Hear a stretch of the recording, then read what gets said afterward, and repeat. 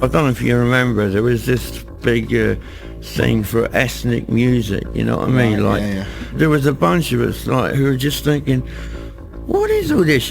When we've got, the Irish subculture just sitting here in London intact. Shane MacGowan, lead vocalist for the Pogues and one of the greatest songwriters of the 20th century, sadly passed away on the 30th of November 2023. He was an artist of contradictions, fiercely Irish, though born in Kent, a dedicated hellraiser who wrote some of the most romantic songs of recent times. His wide-ranging understanding of literature and use of language set him apart from most contemporary songwriters. His influences range from Irish literary icons like Brendan Behan and James Joyce to lyricists like Lou Reed and Tom Waits. I'm Sean O'Hagan, a journalist and author, and through 6 songs I want to examine Shane's work as a reflection of the Irish diaspora and the formation of an urbanised modern Ireland, and understand his songwriting artistry in this context. Well, Shane always said he set out to save Irish music and take it to a much, much bigger audience and a world stage if possible, and he certainly did do that. He would regularly be attacked. People would jump on him and start shouting Irish wanker, whatever it is. Paul Simon, Dylan, Springsteen, Waits, Nick Cave, they were recognising an equal without any question. I was totally envious of the naturalness of his words and the feeling that there was no artifice to them. They were truthful. Genius, Wish I could do that. I'm not happy to be in a world that Shane isn't part of anymore. One of the great songwriters of our age and truly a poet. This is Shane MacGowan, the Old Main Drag.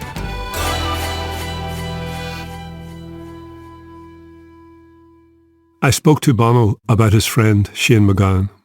I'm a fan and a friend. I mean, from your perspective as a fellow songwriter, what is it that sets him apart? Dominic Behan, who wrote McAlpine's Fusiliers, Horseface said when he saw him dead, well, it wasn't what the rich called prayers. Yeah. And there you have it. Maybe that line is the best line Shane never wrote about himself. It wasn't what the rich called prayers. That was his songs. His ability to reach the divine in himself and outside of himself, to see it in others, in the misfits and all those stories of misfortune that populated his songs. And yeah, that's it, that beauty. People have said to me that the Pogues could not have emerged out of Ireland, or specifically Dublin, that they were essentially a London Irish band. Would you agree with that? Yeah, it's the diaspora. It was more Irish outside of Ireland. So Irish culture has to be understood now from a global perspective. And we move on now to a stormy question, that of immigration. Particularly immigration as far as the citizens of the Republic of Ireland are concerned. Irish people have left their homeland over generations, driven by economic hardship, oppression, famine, and the search for opportunity abroad. Over 70 million around the world can now claim Irish heritage. In the late 1950s, Shane's parents, Maurice and Therese, like thousands of others, moved to the UK to take advantage of the post-war economic boom. In 1961, the BBC recorded a panorama programme on this new wave of Irish immigrants. Last year, 70,000 sailed across the Irish Channel looking for work. Over 800 Irishmen are working on this enormous London office block. Even the architect and 2 engineers are Irish, like the M1, the atomic power stations, the Llanwern steelworks. This will be another monument to the Irish migration. For many Irish men, construction was one of the few industries that was welcoming. As a result, Irish labour became the backbone of Britain's post-war building boom. Like the Irish community in general, they faced casual discrimination. What is there that's so attractive to the Irish about the building industry? Well, of course, the pay is good, and shall we say, you find many more men of brawn than men of brain, perhaps. As Irish settled in North London, Liverpool and Manchester, they built strong cultural communities that often felt like an attempt to recreate what they had left behind. Can I interrupt you? Sorry to interrupt you. All right, sorry. Well, you think you're a sort of foreigner here, do you? Yes, I certainly would. Well, most of us over here feel that the British have a moral debt to the Irish, a moral debt as heavy as it is to the other parts of the Commonwealth. On what grounds did you say? Well, because of historical domination of Ireland, historical, political and economic. And because of that, Ireland is an undeveloped country, only just beginning to be developed now. There are 1 million Irish here present, and they're building up the debt all the time by building up England, building up houses. They're building the whole world up. Exactly. Shane Patrick Lysett McGowan was born on Christmas Day in 1957 in the town of Royal Tunbridge Wells in Kent. A few years later, Shane's sister, the author Siobhan McGowan, was born. We always thought we were Irish. When we were kids, we knew all the songs of the Dubliners, and we used to have like party nights and sing them. Mum didn't kind of put it all across in a forceful way, but she was so beautifully just Irish and herself. But I think Dad wanted to actually make sure we didn't forget that. I don't think Dad wanted us to be English. Shane had a precocious talent for literature, which flourished in what was a creative family environment. He won a national literary competition, aged 13, by which time he had already read most of the classics. Dad is a very literary man. They read Brendan Behan, Samuel Beckett and George Bernard Shaw, as well as Dostoevsky, and then going down a bit like Graham Greene and all the great writers, really, Dickens and that kind. Dad gave those books to Shane. Like many Irish immigrants, Shane and Siobhan spent their summers back home in Ireland in the McGowan's maternal family home in Tipperary. Shane really attached himself to that house, really attached himself to the great aunts and uncles, of which there are about 11 or 12. This house was to have a profound impact on Shane's songwriting. Shane and his mother Therese talking to the BBC in 1997. There was about 12 people living here, like sleeping 3 to a bed, like when I was a kid there was no television in here, there was no running water and the hard fire to cook on, there was no cooker. Yeah, it was basic and beautiful, you know. It was the end of an era that I just happened to catch. The thing I remember most about the family is the music. You had music, you had dancing, sit dancing on the old kitchen floor, and you had songs. So he absorbed all that wonderful, traditional Irish music and singing and dancing through his pores when he was at a very formative age, you know, and it had a tremendous influence on him, you know, on his love of Irish music and on his desire really to do something for Irish music as well. The house was also the inspiration for one of Shane's most evocative songs. The Broad Majestic Shannon is a love song steeped in an exile's longing for home. Its bruised romanticism is rooted in the Irish traditional ballad format, which often expresses a longing for the homeland that is deepened by the physical distance from it. Like many of Shane's songs, it is brimful of acutely remembered detail. The last time I saw you was down at the Greeks. There was whiskey and Sunday and tears in her cheeks. Greeks was the Marathon restaurant in Camden Town, and they used to serve drink there on a Sunday afternoon in the 80s when pubs were closed in the afternoons on Sundays. So they all used to go there, and it's about talking to a cousin about all the old people being gone. Dry your tears, forget your fears, they're all gone in the years, babe. Take my hand, forget your fears, babe. There's no pain, there's no more sorrow. They're all gone in the years, babe.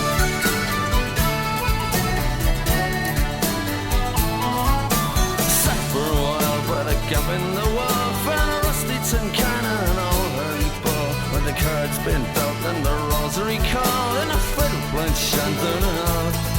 And the next time I see you, we're down at the Greeks. There'll be whiskey and Sunday and tears in our cheeks. We're stupid to laugh and it's useless to bawl, but a rusty tin can and an old hurdy ball. So in the song it talks about the rosary being called. We sat for a while by the gap in the wall, saw a rusty tin can and the rosary called. And there was actually a gap in the stone wall that probably why he writes, I sat for a while by the gap in the wall, is because he doesn't want to admit that he used to hide when the rosary was called. We both did. We actually ducked down behind the wall, which had the gap in it, and Auntie Nora would be calling, Shane, Siobhan, Shane, Siobhan. And we'd be like, because the rosary used to go on for an hour, but we always got caught. There's no pain, there's no more sorrow. They're all gone in the years, babe. So I was. That house now is mine, and Shane's hurling ball is there. And I think of those words and I look at those things he's talking about in the song when he's talking about all our great aunts and uncles. And now he's gone, and that's very difficult for me to listen to. Just shows you the passage and the marking of time. It's incredible, really, but it's difficult, but it's beautiful. It's a beautiful, very personal song to me.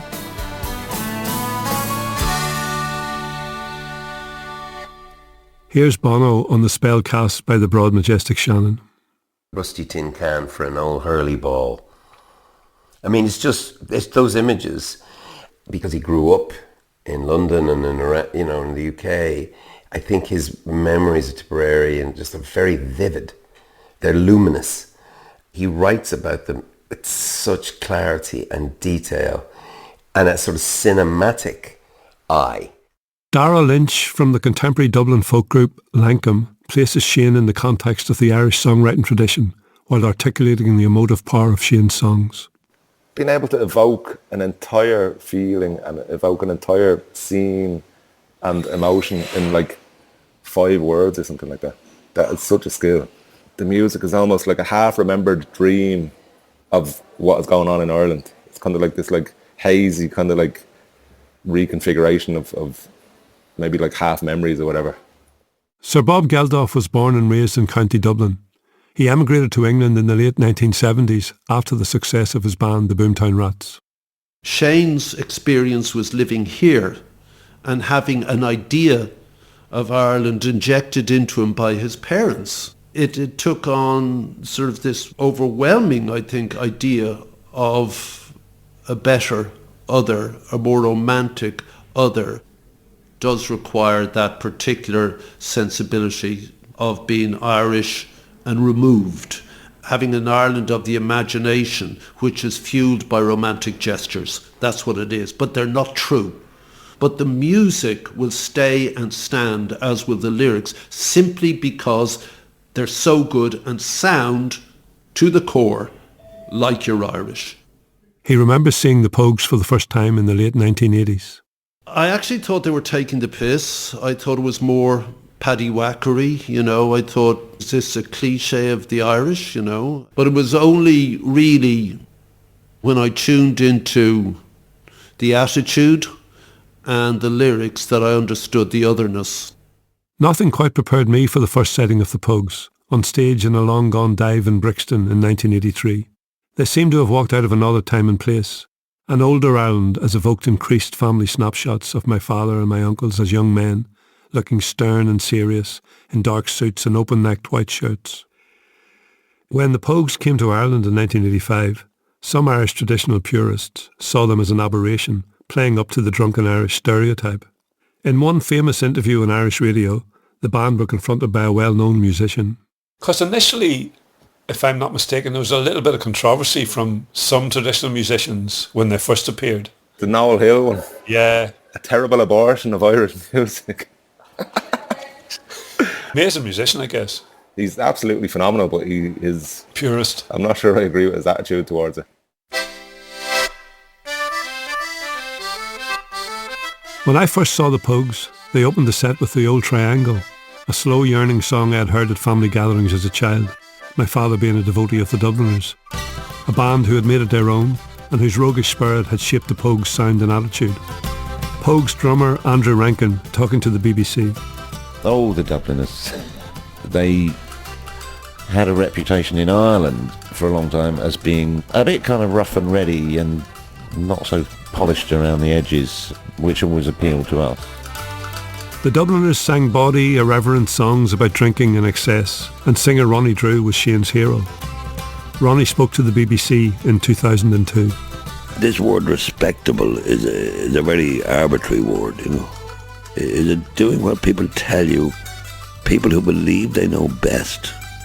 Is respectable, say, the like of Shane and Paddy Kavanagh and Brendan Behan and many, many other writers who may have been eccentric, but nevertheless, they have done work. I think they are the respectable people. The other people are the misnomer. They're sheep. You know, I think he's an artist.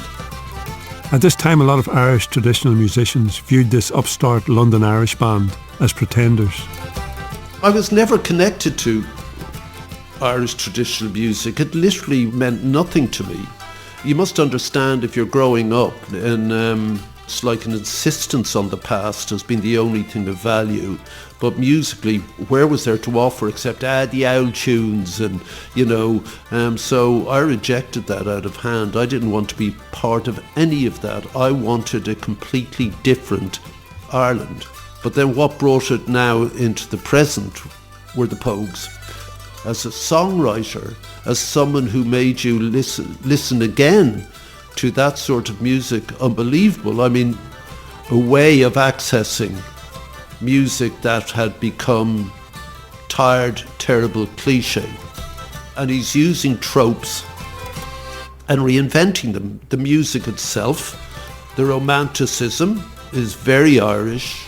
But beyond that, forget the Irish thing. Does this work as music, as songwriting? Without question. And that's the key. He touches that and then he goes off on his own thing. The Pogues may have been irreverent in their approach, but Shane undoubtedly respected the Irish song tradition deeply. What he did was enliven it in his own inimitable way. Dara. Starting with traditional forms and completely and utterly just subverting it in a way and putting your own stamp on it. And also like being good enough that you add to the tradition. Being a good enough poet and songwriter that your work is going to like become a part of that tradition and be remembered in 100 or 200 years. Like that is, it's no mean feat. There's definitely Pogue songs where you can clock the melody, or part of the melody is taken definitely from other traditional songs, which in itself is a very traditional thing to do. Like there's so many songs that will have the same melody in the tradition. Well, I think it's similar enough to what Bob Dylan would have done back in the day, where you like take a traditional song as a jumping off point and then just go completely your own way with it. And what they did originally, I guess, was a big gamble. The idea that you could take these Irish traditional songs and mess them up a bit, give them a bit of a kicking if you had to. Yeah. And you think that is essentially to do with his respect for the tradition? Yeah, or to be able to go and give something a kick up the arse, you first of all need to know intimately what you're dealing with. And he absolutely did. We spoke to Shane's wife, the writer and artist Victoria Mary Clark. Much as Shane loved Ireland, he also really, really, really enjoyed London. And most of the stuff that we got up to, you really wouldn't be able to get to do in Ireland. And everything felt very possible. You know, it felt like you could be whatever you wanted to be. You know, if you wanted to be a fashion designer, if you wanted to be a musician, whatever you wanted to do. If you wanted to get rich, or if you wanted to stay up all night taking drugs, whatever you wanted to do, you could absolutely do it in London. I first crossed paths with Shane at some now hazy point in the mid-1970s when he worked on a record stall in Soho Market. He was not the greatest salesman. I remember turning up more than once to find the stall unattended, Shane having gone off for a drink. In 2002, Shane spoke to Mark Radcliffe. How were the Irish perceived in London at that time, do you think? I couldn't tell you, you know what I mean? No. I bet you could. I can only tell you how I perceived the English. Well, go on then, tell us that then. I was lucky because I never had any illusions that I was going to be treated by anything, like anything except a drag from the word go, yeah? I was 18 in 1976, living in London, an Irish immigrant, therefore alienated, like, stuck with my old people, right? But I also stuck with all the other alienated people because punk was all about alienation, violence. Right. So punk came along and I got caught up in that. Well, Jimmy White, our man again, the pub where I was born. He played it from the night time to the Sally McLennan, a song about emigrating from home to look for opportunity far away, is a song that fuses that punk sensibility with his Irish roots. In 1976, punk was a tiny subculture in London. It resonated with people like Shane and myself. It was DIY, and it encouraged you to reach out and do the thing you wanted to, despite where you came from. In retrospect, Shane was probably the first punk I ever saw.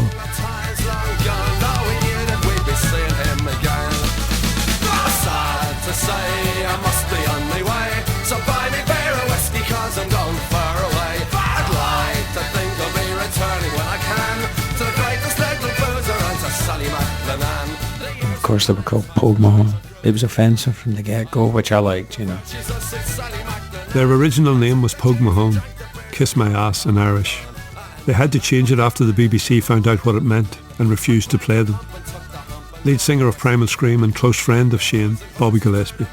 I first became aware of Shane when I was a young teenage punk rocker, and you would see his photographs in the music papers with this guy called Shane O'Hooligan. He looked like, you know, like a demented version of Plug from the Bash Street Kids.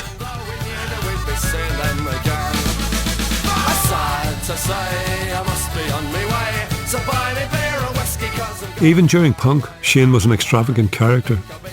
He soon became a face on the scene before forming his first band, the Nipple Erectors. Later to become the Nips, they recorded a single called Gabrielle, the first intimation of Shane's songwriting ability. That punk spirit would later infuse many of the Pogues' songs. Siobhan. His music was the combination of the complete and utter love of Tipperary plus the punk energy and the punk ethos of kind of wildness and freedom, which I think he thought was in the original Irish music anyway. Those two things probably spoke loudly to him that they could fuse together.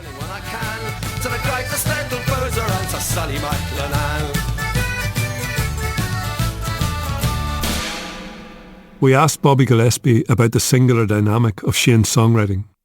It's a mixture, I guess, of references to Irish poets and revolutionaries and writers, you know, with life as a young 20, man in his 20s and in London, because I don't think the appeal would have been as wide as it was for the Pogues had it just been limited to covering old Irish folk songs, Shane was a songwriter whose lyrics were steeped in lived experience. They spoke of a London he knew intimately, specific streets, as well as bars, cafes, restaurants and late-night drinking dens frequented by nocturnal fellow travellers. Libertines and Baby Shambles frontman Pete Doherty.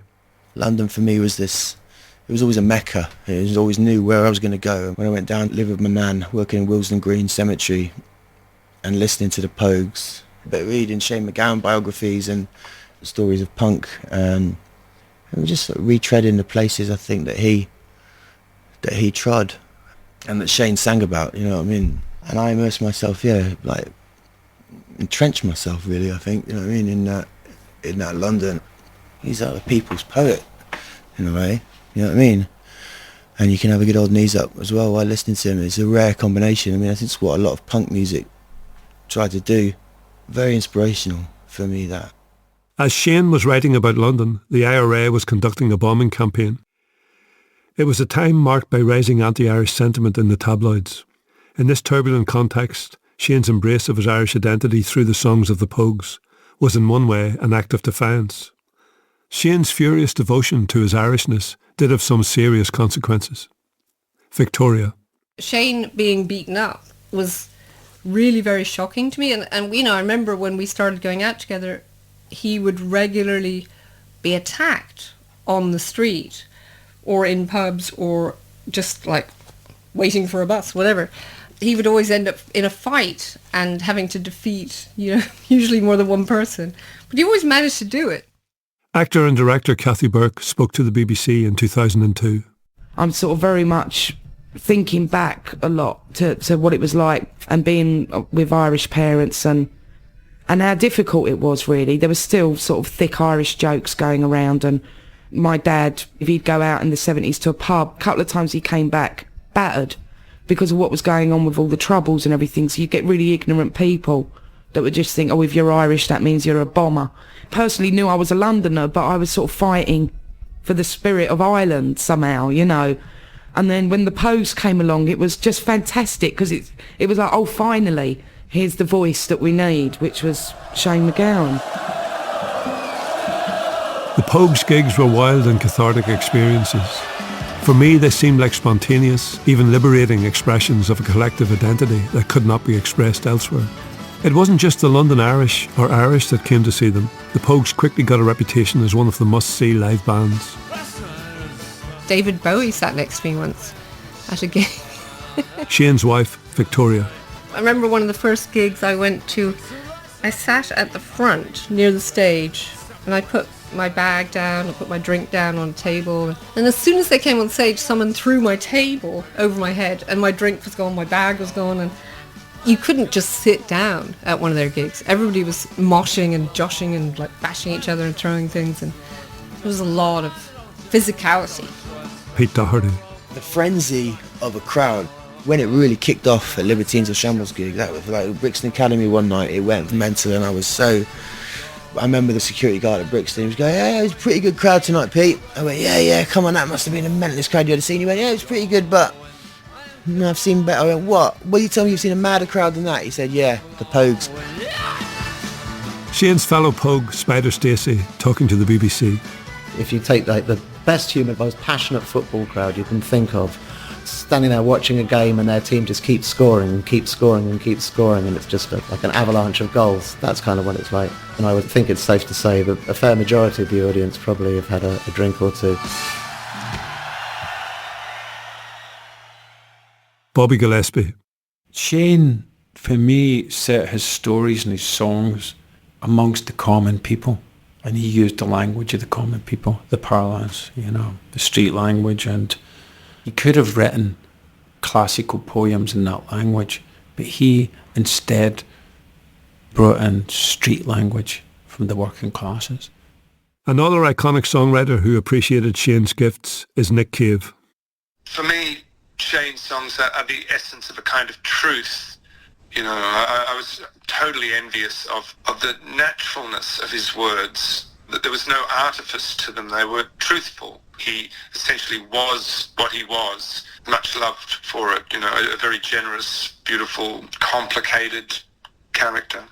So essentially for you, he's a preternaturally gifted songwriter, but it's a natural gift, an instinctive gift. I don't think he was naive about what he did. I think he had a real understanding of poetry and other people's poetry, and he knew what he was doing. But at the same time, it seemed to sort of pour out of some place, some special place. Often Shane was writing not just about the working classes, but those left behind by society. Addicts, drunks, the flotsam and jetsam of urban life. For me, the best songwriters write songs where it touches my heart that another human has taken the time or felt that they should write about people who are marginalised and write about them with love and compassion, and Shane was one of the best of that, It's like Victoria, his wife, told me recently, she said, Shane, he liked to be with the lowlife. That's where he felt the most comfortable. I think he was just fascinated by human life, but at its sort of most basic, so people betting on horses, people gambling their lives away, junkies, pimps, and he had a genuine affection for them and real compassion. Yeah, they were complex. Everybody was complex, and he could see it in everybody. He never expected anyone to be perfect, least of all himself. For me, the Pogues' second album, Rum Sodomy and the Lash, has several songs that reflect Shane's burgeoning songwriting talent. Chief among them is The Old Main Drag, a song that startled me when I first heard it, with its visceral no-holds-barred lyricism. Utilising the Irish ballad form while dramatically transforming it, Shane relates a tale of a rent boy working the Old Main Drag in London's Piccadilly. When I first came to London, I was only 16, with a fiver in my pocket and my old dancing bag.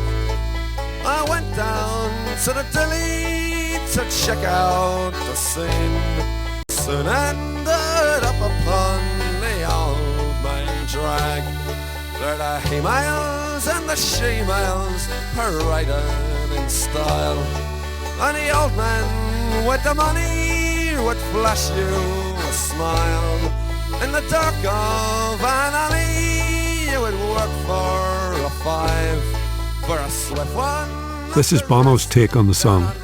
And the old main drag is where you see, oh wow, these influences of the actual reality, it got much darker. There's a gruesome side to migration that wasn't really described, and people who are desperately poor do desperate things. Yeah, that was his gift, at the very least, is social realism without it being sort of boring, black and white, rich colours, Hieronymus Bosch, just incredible. I was picked up by the coppers and kicked in the balls. Between the metal doors at Vine Street, I was beaten and mauled, and I ruined my good looks for the old main drag. Some of the experiences in the song were drawn from Shane's own life. Shane's sister Siobhan elaborates. When he was about 17 is when he started to go down to Piccadilly Circus, and he was already taking drugs at that point. Now the thing is, in that song you have a mix of some of what he's experiencing down there, but his huge empathy with people, their dreams and their lack of dreams and the destruction of their dreams. It's a song that is not going to dress up for you that it has any hope or redemption. It doesn't. Like, this is the fact. This is the fact that these people have no hope at all. And I think Shane sums up in that way that he can lyrically how awful it has been for them, and in a way that you can viscerally, you can feel it. Nick Cave. He really cared about people on a very deep level. He cared about the marginalised and the dispossessed and the poor, the ordinary person. You saw it all the time in the way that he behaved and treated them, and his sort of generosity. It's quite something to watch, mystifying to me, actually. It's difficult to talk about Shane MacGowan's singular songwriting talent without addressing the ways his doggedly dissolute lifestyle impinged on it. Shane was a person who lived entirely in the moment and also had to deal with the consequences of that. I mean, this begs the question, it's a thorny question, but did the lifestyle impinge on the art and the craft eventually? Of course. Of course. Sean, I know you feel the same. Have no reverence for self-immolation. But the mythologizing of that, it was never Shane's intention. It's just an analgesic. It's a painkiller, for some people as sensitive as Shane was, actually. Shane had an extraordinary gift that was not predicated upon drug taking or drinking, that was just there within him. He saw it differently. He said that he could no more write a song straight than, it would be impossible for him. And maybe that's true, but at the same time he wrote a large number of some of the most beautiful songs out there, so, he did a hell of a lot better than most. Yeah. But I always was saddened by that, because I think these gifts are very, very rare, and they're given to singular people, and he was certainly that, For all the contradictions of his character, Shane MacGowan was a songwriter with a deeply romantic sensibility that informed some of his most beautiful and honest compositions. A case in point is Rainy Night in Soho, a song that I often thought Frank Sinatra could have covered.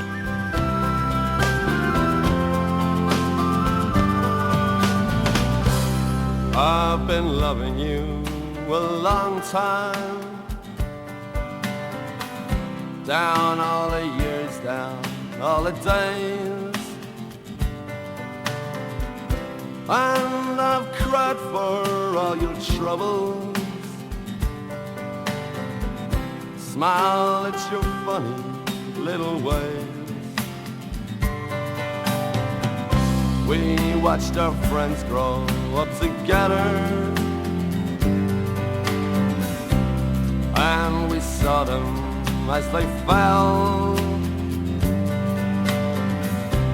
Some of them fell into heaven,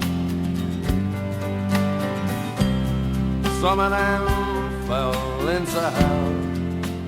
The sort of sentimental nature of his songs, and that he could carry this sort of stuff off due to his beautiful wrecked voice without these songs sounding mawkish. And he was singing Rainy Night in Soho into a time where people didn't do that. That wasn't what was happening at all. Yet Shane was defiantly sentimental. He could sit there and sit at the bar and sing something with tears streaming down his cheeks. You know, he had that sort of Irish heart, you know. All your joys, whatever happened to that old song? To all those little girls and boys. Whatever happened to that old song, to all those little girls and boys? It really does capture Shane when he was going down to Soho, those times with all their friends down there, you know, what happened. And some of them fell into heaven, some into hell, which is true. Anybody can recognise that, literally the losing of naivety or innocence. Sometimes I'd wake up in the morning, the ginger lady by my bed, covered in a cloak of silence. I'd hear you talking in my head. I'm not singing for the future, I'm not dreaming of the past. The guy that I knew was gentle and shy, you know, which maybe most people think of him as this crazed punk rock singer, you know, which he was as well. But to write a song like You Were the Measure of My Dreams, it's like, oh my God.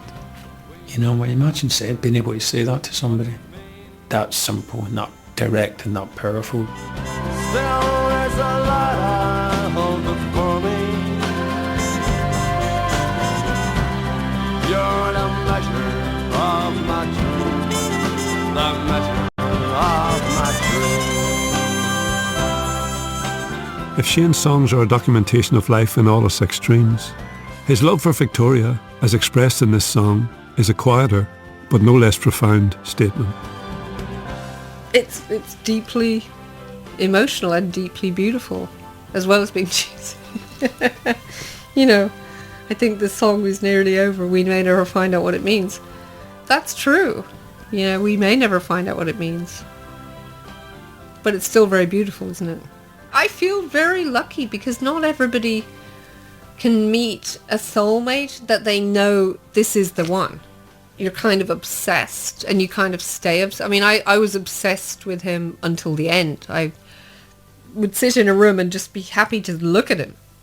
He was well aware of my flaws and he embraced them wholeheartedly, which made me feel very, very loved, because I think if you think someone only loves you because you're being nice or good, then you're afraid to show them the full picture. You know, you're trying to hide stuff, but I never needed to hide anything from him. He just adored me for all of it. Shane and the Pogues had a huge global following, particularly in America, which has more people of Irish descent than anywhere else in the world. When John F. Kennedy visited Ireland in 1963, the first time that an American president had done so, he spoke proudly of his Irish heritage. If the day was clear enough, and if you went down to the bay and you looked west, and your sight was good enough, you would see Boston, Massachusetts. And if you did, you'd see down working on the docks there some Dohertys and Flahertys and Ryans and cousins of yours who have gone to Boston and made good. Today, it's estimated that around 32 million Americans can claim Irish heritage, making it one of the largest ethnic groups in the US. In an America that sold itself on the promise that it was a land of unlimited opportunity, the Irish created thriving communities in Boston, Baltimore and New York. As in London, though, they faced discrimination. When it came to jobs, many Irishmen became labourers, building the iconic cities we recognise today. Many of them also became police officers. I think I probably drove to a bunch of Baltimore crime scenes listening to Pogues music. That may sound incongruous, but... In the 1980s, David Simon was a reporter covering crime and homicide. Using his experience, he went on to create and write the iconic TV drama The Wire, which featured a Baltimore police unit at war with local drug gangs. In The Wire, we gave it to McNulty. We gave his Irish-American pride and foibles to a character who was an Irish-American cop. And, you know, I'm not telling any tales out of school when I tell you there are a lot of Irish-American cops. And there were when I covered the Baltimore Police Department. In the show, David used the Pogues song Body of an American as a rousing elegy whenever policemen are attending a wake for one of their fallen comrades. I mean, the reason we used Body of an American in The Wire was, A, it's a great funereal piece, and B, all cops become cops. Black, white, Latino, Irish, Italian, whoever they are, they all become cops. We were using it in a way that it was connective not just to an Irish sensibility, but to everybody. Everybody who was trying to hold on to traditions. It speaks to the dislocation, the emotional dislocation of people. We're a country of dislocated people. In the song, Shane writes about the raucous wake of an Irish-American man whose body has finally been returned to Ireland. The Cadillac stood by the house and the Yanks they were within. And the Tinker boys they hissed advice but were with a pen. Well, we turned and shook as we had a look in a room where the dead man lay. So big Jim Dwyer made his last trip to the shores where his fathers lay. And 15 minutes later we had our first taste of whiskey. There was uncles giving lectures on ancient Irish history. It's not music about being Irish in Ireland, it's music about being othered, I should say, elsewhere. And that speaks to a lot of people, and it certainly speaks to a country of immigrants, and that's what we are. We are a country remade by wave after wave of people who are from somewhere else coming here thinking it'll be better. I'm a free-born man of the USA. He fought the champ in Pittsburgh and he slashed him to the ground. He took on Tiny Tartanella and it only went one round. Body of an American is about the struggle to create a home from home, to try and take advantage of the opportunities promised by the American dream. In this instance, it captured the brutal reality of many Irish immigrants whose fate was to return home in a casket. The calling out the rosary, Spanish wine from far away. I'm a free-born man of the USA. The character's not only pugilistic in the fact that he was a boxer, he's pugilistic in how he's approaching his entrance and arrival and maintenance in America. He set about making himself an American in the most indeterminate way and asserts that he is a freeborn man of the USA. This morning on the harbour when I said goodbye to you, I remembered how I swore that I'd come back to you one day. And as the sunset came to meet the evening on a hill, I told you I'd always love you, I always did, I always will. Fairly well gone away, there's nothing left to say. But to say adieu to your eyes as blue as the water in the bay. To big Jim Dwyer, the man of war, who was often heard to say, I'm a free-born man of the USA. I'm a free-born man of the USA.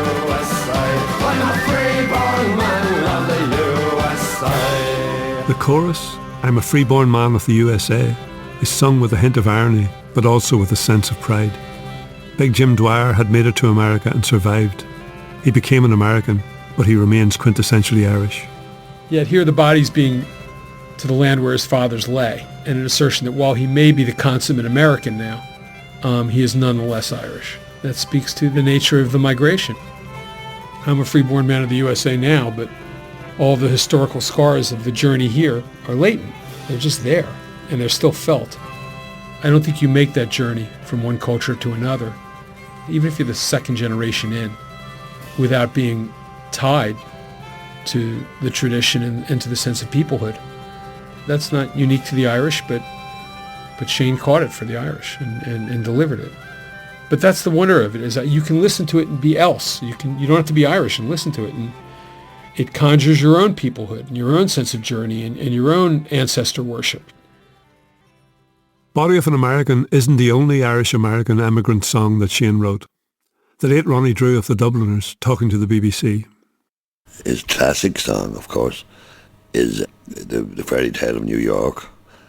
It tells things as they are. It doesn't, and I'm surprised at the public liking it, because they don't usually like to hear things the way they are. Composed with fellow Pogue Jem Finer, the song is a darkly twisted antidote to the cloying sentimentality of many traditional Christmas songs. Jem talking to the BBC. It's about what happens to people that haven't got very much. You know, Christmas time's like, it's kind of shit time. It's like however much or little you've got, you're kind of obliged to try and put something on the table. Fairy Tale is a song that encapsulates every theme of this documentary and of Shane's writing. It is a song that moves between the extravagant and the brutally realistic in its depiction of an Irish-American couple who have fallen by the wayside and are mired in addiction. And yet, it is romantic and hopeful. The novelist and cultural historian Peter Quinn spoke to the BBC in 2011. The Irish are the kind of vanguard of immigrants in the 19th century, but it's become a worldwide experience.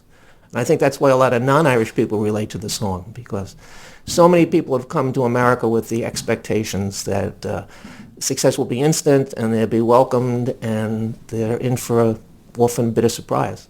It can be a wonderful place. It can be give opportunities you can't find elsewhere, but a lot of people fall by the wayside and don't get remembered. The people who get remembered or make it to the goal line, but the people who got forgotten are the ones who wind up in jail, drunk tanks, drug addicts. It can be a harsh country. And, you know, I think the drunk tanks and old men, again, it was to touch on something very real in the immigrant experience that I would even know of members of my own family, a generation back, who weren't among what we call the successful people. One of whom died in a doorway not far from here in August of 1911, and he was heat exhaustion and alcohol.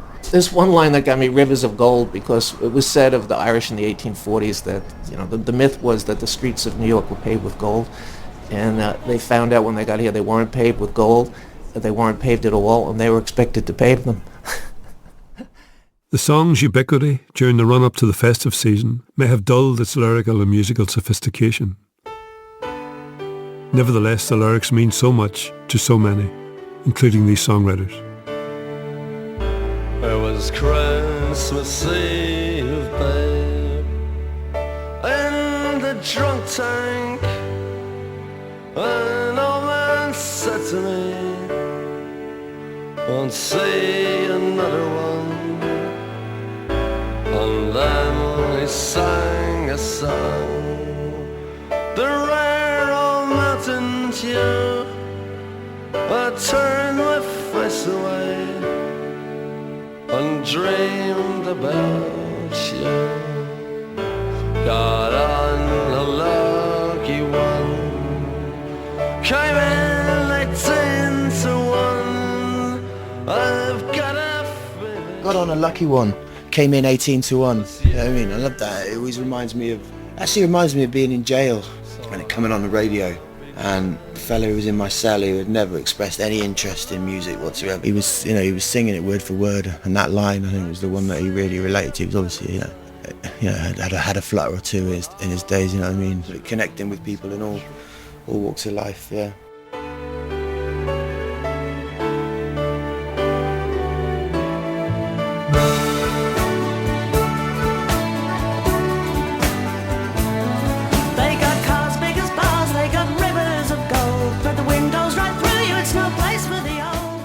the wind cuts right through you, it's no place for the old. And that's my favourite line in that song by far. And well, it says so much about, not just about New York, but it's such a deeply empathetic line, and so simple, and sort of says so much about, I know that experience of being in that town in the winter on my own, having no money, but to apply it to the old in that way it's just a very beautiful, it's just an extraordinary to me. It just says something about the sort of breadth of Shane's compassion. You're a bum, you're a punk, you're an old slut and junk line there. It is the best Christmas song ever, without any question, because it sums up the melancholy at the heart of Christmas. The best line of all, but the insight, which is so Shane.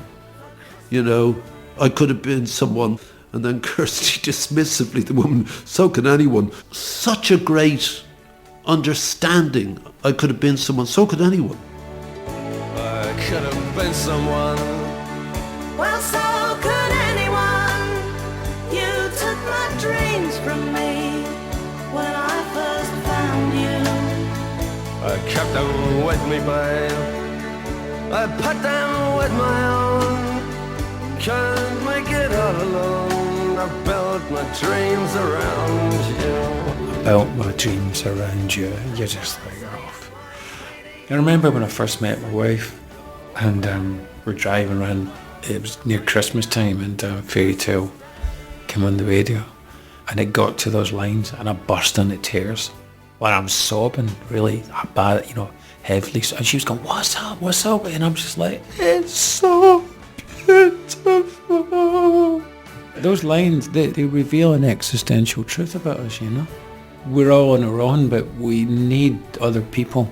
We need to be loved, and we need to love. The song doesn't have a conclusion. At the end, you could think that they make it up, or you can think that they didn't. There's no ending to it,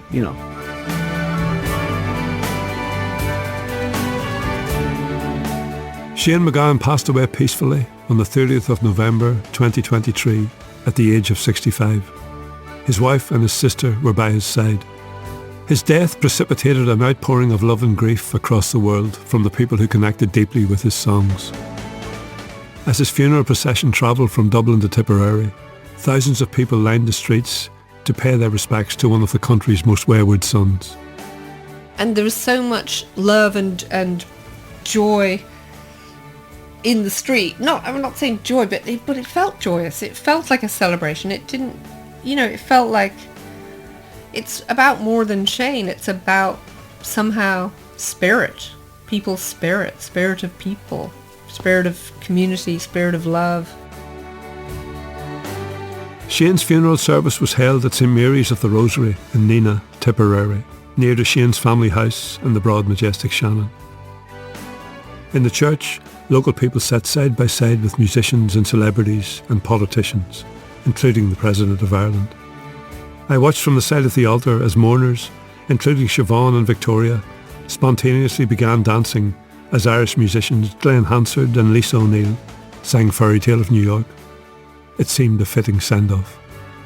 The love and the energy was building into something very big and very tangible in the church. Like I could feel Shane very much there. It was just like, let's dance. When they started to play Fairy Tale in New York, we all at once went, "You, death, have no dominion over our love, none. And fuck you." That's what I thought, right? And I thought, the music is going on, he's going on, we're going to dance. Our song will never, ever be over together. So it was a dance of love, and it was a two fingers up to death and an encapsulation of eternal love and life.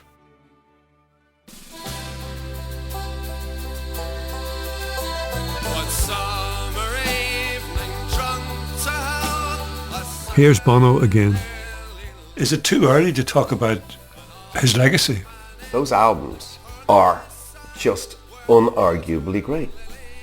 And He changed music, not just folk music, pop music. He did it with humor, poetry, with detail, with great melodies. Absolutely untouchable talents. It's not even just the gritty realism and the earthbound nature of some of the descriptions. It's the heaven possessed. 5 years before he died, Victoria organised a 60th birthday celebration concert for Shane. He was joined on stage by the Pogues and many of the contributors to this programme. During the celebration, the President of Ireland, Michael D. Higgins, presented Shane with a Lifetime Achievement Award for outstanding contributions to Irish life, music and culture. After Shane's death, the President wrote the following: "The genius of Shane's contribution includes the fact that his songs capture within them, as Shane would put it, the measure of our dreams, of so many worlds, and particularly those of love, of the emigrant experience, and of facing the challenges of that experience with authenticity and courage, and of living and seeing the sides of life that so many turn away from." His words have connected Irish people all over the globe to their culture and history, encompassing so many human emotions in the most poetic of ways. I'm Sean O'Hagan, and this Archive on 4 was produced by Richard Power.